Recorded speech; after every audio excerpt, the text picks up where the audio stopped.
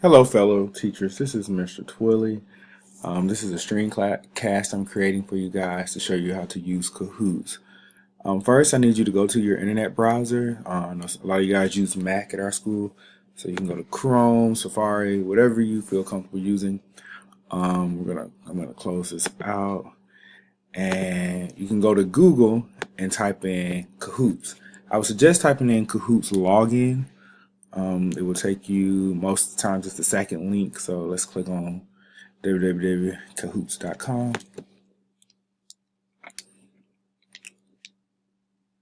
Alright, if you don't have a login, I suggest that you go ahead and sign up for a login. It takes about 2 to 3 minutes. If you have a Google account, it's so much quicker. But since I already have an account, I'm going to hit login.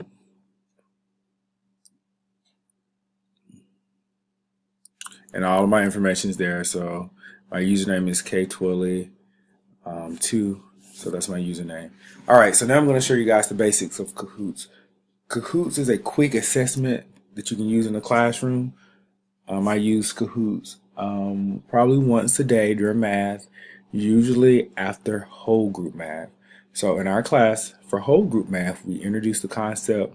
It takes us about 15-20 minutes, and then we do a quick assessment with the children to see what their understanding is, what they're misunderstanding, what they've mastered, what they haven't mastered. And it's a really fun, quick assessment. It is quick for you because you can look across the room and see exactly what children missed the question, what children got the questions right. But at the same time, it's really fun and engaging for the students because they feel as though they're playing a game. So I'm going to show you a few things about Kahoots.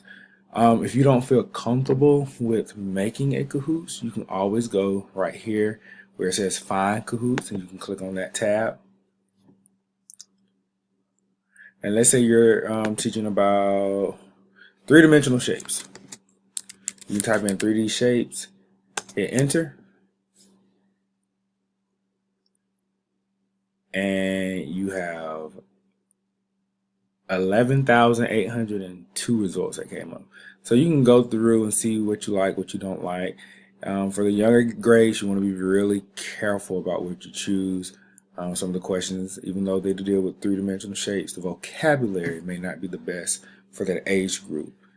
Let's click on this one. It's like a kid-friendly one. So you can preview. Actually, it's not. I think that vocabulary is a little too high for kindergarten. So let's go back one more. What 3D shape am I? Let's see what this one says. So we have 3D shapes. So that seems a little bit easier, but not by much. But you can play with it if you want to narrow it down a little bit. Let's do 3D shapes first grade. That may be something you guys like. So let's see if that may help. So first grade three-dimensional shapes. So let's see what comes up. So you can preview the questions, and this is more of a first grade question, kindergarten first grade, that you can go through and assess the children's knowledge. But if you are feeling adventurous, you can also make your own Kahoot. So you can click here and it says new Kahoots or new K. So you want to click there and you can create a Kahoot. So you can have a quiz, you can have a discussion, you can have a survey for your students, you can have Jumbo, which is a brand new game. But you really, if you're kind of really quick assessments, you want to stick with the quiz for more of the academics. If you have a survey that you want the students to fill out, you can even do surveys. So after you've taught a lesson, you can measure their understanding. Did they like the way you present the material? Did they dislike? What did they dislike? Sometimes as teachers, we don't like to hear what students don't like about us, about our teaching, but that's important also. We're going to click on quiz. So now you make a title. So our title, we're going to talk about space. Let's make one about space. So about space. We'll just say it's about the planets. All right. So right here, if you want it visible to everyone, or only me, so you can choose who can see this Kahoot. which language. The audience is very important. We're going to put school. You can credit resources. You have an introduction video if you like. That's the cool thing about this. You may have a video off of YouTube that discusses three-dimensional shapes, and you can take that video, and that can be the introduction video for your Kahoots before you get started. You can also add a cover image if you like. It's all up to you. So let's just hit OK and go. We'll just hit maybe later. Maybe you want to explore that a little bit later. So now you can create questions. So you can add questions. So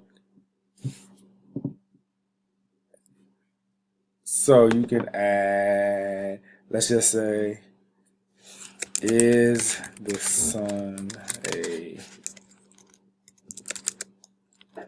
is the sun, oops, is the sun a planet? So that's your question. You can award points, yes or no. You can put a time limit. Let's put 20 seconds. Is good. So answer, we say yes. And you can put answer no. Now this step is really important. You have to be really careful. You need to make sure that you are adding, or that you are selecting the correct answer. So is the sun a planet? It's the question. Of course not. So you can make sure you check the no. That lets the computer program know that no is the correct answer. And you can do next. So that's your question. You can go back and look at the question if you like. Just click here. I'm sorry. Click here. Edit. Go back and check it out. Let's add an image off of Google.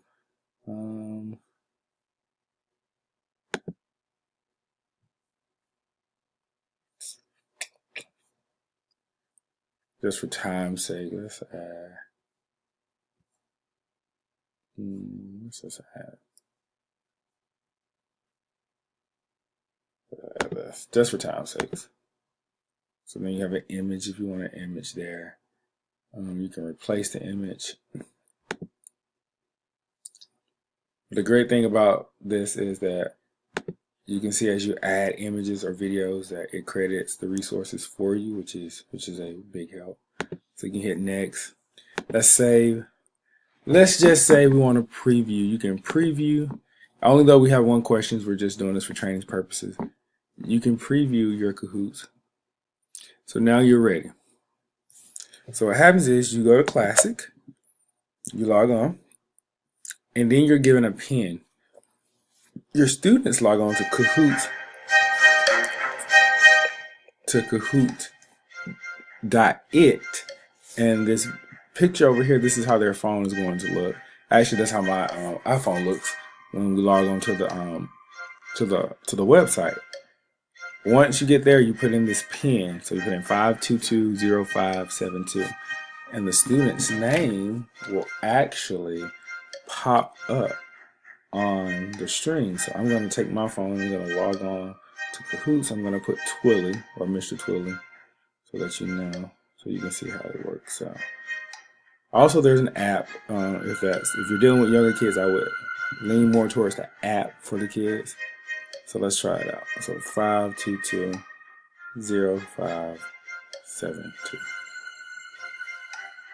Okay, so we're gonna put Twilly, TWILLY.